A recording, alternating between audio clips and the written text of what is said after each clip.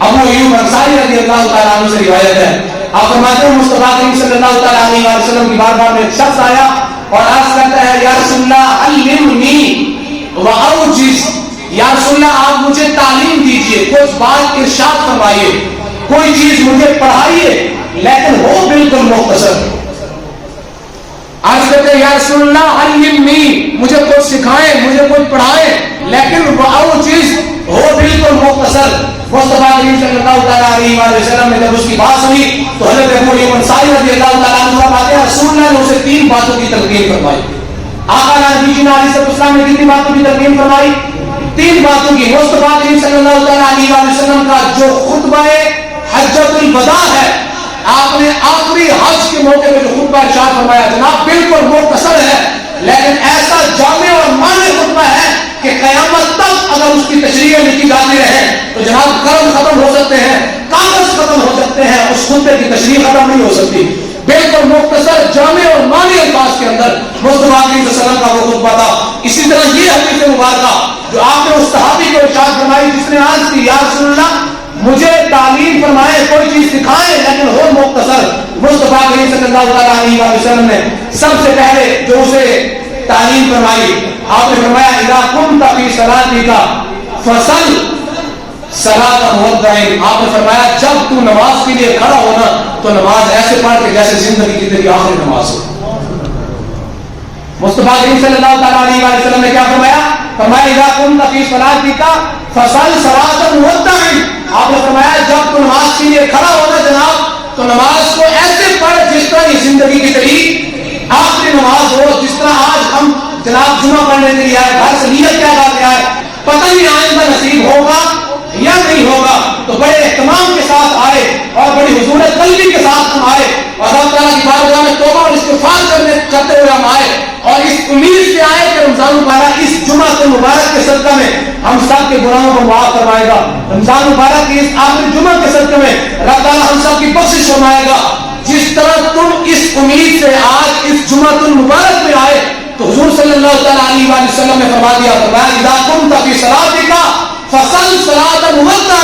اور فرمایا جب نماز کے لیے تم کھڑے ہو تو نماز ایسے ادا کرو کہ جس طرح زندگی کی آخری نماز ہو۔ ایسے سوچ کے نماز پڑھو کہ جس کے بعد مجھے نماز نصیب نہیں ہوگی، یہ زندگی کی آخری نماز ہے۔ اور فرمایا دوسرا کلاما تعتذر منہ، آپ نے فرمایا جب تو بات کرے نا کسی سے تو ایسے بات کر کہ تجھے پھر اس بات سے معذرت نہ کرنی پڑے۔ یہ مصطفیٰ کریم صلی اللہ تعالیٰ علیہ وسلم نے فرمایا ایسے بات کر جب کسی سے بات کرنی پڑے ایسی بات کہو کہ پھر اس بات سے تمہیں معذرت نہ کرنی پڑے۔ اور تیسرا مصطفیٰ کریم صلی اللہ تعالیٰ علیہ وسلم نے فرمایا اجمع الیاس عما فی ایدی الناس، آپ نے فرمایا پھر تیسری بات اس صحابی کو فرمایا پہلا نماز ایسے پڑھ کہ جس طرح زندگی کی آخری نماز ہو، اور دوسرا آپ نے فرمایا جب کسی سے بات کر تو بات ایسی کر کہ تجھے معذرت نہ کرنی پڑے، یعنی وہ لقمہ اگر تمہیں دوبارہ واپس لینا پڑے، وہ کلام اگر تجھے واپس لینا پڑے تو تجھے کڑوا نہ لگے، تو بڑی آسانی کے ساتھ وہ کلام واپس لے سکے اپنا۔ اور فرمایا اجمع الیاس عما فی ایدی الناس، آپ نے فرمایا تیسرا جو کچھ رب نے لوگوں کو عطا فرمایا تو اس سے مستغنی ہو جا، یعنی لوگوں کی مال پر اپنی نظر نہ ڈال کہ رب نے اس کو اتنا مال دیا ہے، یعنی حسد میں نہ آ، تعصب میں نہ آ جناب، حرص نہ کر، لالچ نہ کر، جو رب نے جس کو دیا ہے اسی کے پاس رہنے دے۔ ہاں جی جناب جو لوگوں کے پاس ہے اس سے بالکل تو مستغنی ہو جا، ہاں رب کے ساتھ اپنے رشتے جوڑ لے، یہ دعا کر کہ یا اللہ جس طرح تو نے فلاں کو رزق دیا مجھے بھی عطا فرما، تو قادر مطلق ذات ہے، تیرے خزانے میں کوئی کمی تو نہیں ہے، ہاں جی تو دینے والا ہے، تو مالک الملک ہے، تو بادشاہوں کا بھی بادشاہ ہے، جس طرح تو نے اسے عطا فرمایا اس طرح مجھے بھی عطا فرما۔ فرمایا جو کچھ لوگوں کے پاس ہے تو اس سے مستغنی ہو جا۔ یہ مصطفیٰ کریم صلی اللہ علیہ وسلم نے 3 ارشادات جو شخص کو فرمائے، یہ جامع اور معنی ایسے الفاظ ہیں کہ جن کی تشریح کے اوپر جناب کئی کتابیں لکھی جا سکتی ہیں۔ یہ مصطفیٰ کریم صلی اللہ علیہ وسلم کا پہلا فرمان تھا، آج ہم اسی کے ٹاپک پہ بات کر رہے ہیں کہ مصطفیٰ کریم صلی اللہ علیہ وسلم نے فرمایا نماز ایسے پڑھ کہ جیسے زندگی کی آخری نماز ہو، ایسے روزہ ایسے رکھ کہ جس طرح زندگی کا آخری روزہ ہو۔ جناب جمعہ الوداع پہ آئے ہو تو یہ جمعہ ایسے پڑھو کہ جس طرح زندگی کا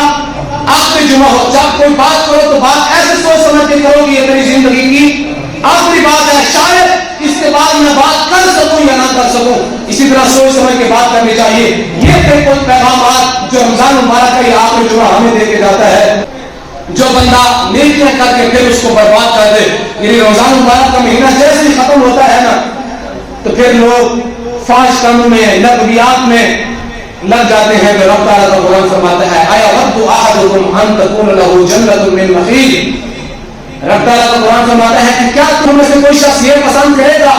کہ آیا ود احدکم ان تکون له جنۃ، تم میں سے کوئی شخص یہ پسند کرے گا کہ اس کے لیے باغ ہو، من نخیل و اعناب، کھجوروں کے اور انگوروں کے، آپ نے فرمایا تجری من تحتها الانہار، ان باغوں کے نیچے نہریں بھی بہتی ہوں، لہو فیہا من کل ثمرات، فرمایا ان باغ کے اندر ہر قسم کے پھل بھی ہوں، واصابہ الکبر وله ذریۃ ضعفاء، اور فرمایا وہ شخص اچانک بڑھاپے کو پہنچ جائے،